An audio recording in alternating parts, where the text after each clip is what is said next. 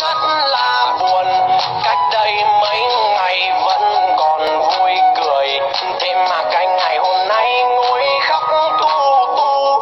Bọn nó có đôi có cặp để đi chơi trung thu, mình cô đơn mình chẳng cần trung thu. Chúng nó đi chơi cũng có tí gà tổ, mình cô đơn nên không cần trung thu. Ánh sao sáng ngời mình ở nhà nằm đắp chăn.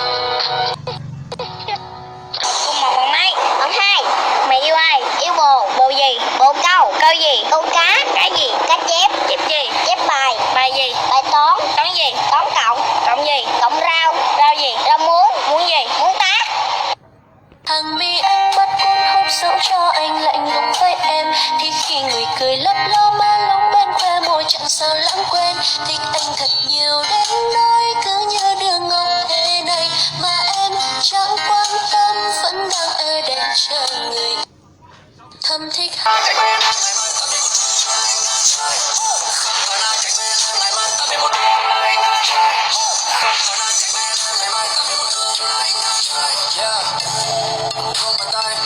无所谓往中间有光为当爱是热爱我的手前面非常cứ thêm có thêm mới thêm trả lại một sự sắp lên tình yêu của mình lại niềm tin tôi trao sao sao sau đó mỗi sai lầm anh vẫn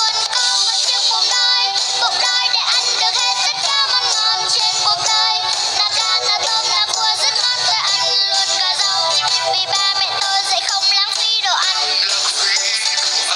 Vậy nên tôi thích một chiếc cuộc đời. Cuộc đời để ăn được hết tất cả món ngon cùng một lúc. Là bánh, là hoa, quả thơm rất thơm không quên kem thật ngon. Sợ béo thì ăn xong tôi đi tập thể dục. Vì tôi lúc Quan trọng thì là con gái, bao giờ đi thì luôn đúng, sẽ chẳng bao giờ thấy sai.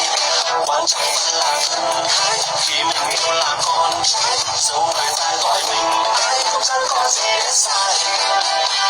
Là mình biết thần thái nằm đâu, tốt hơn là mình biết thần thái nằm sâu.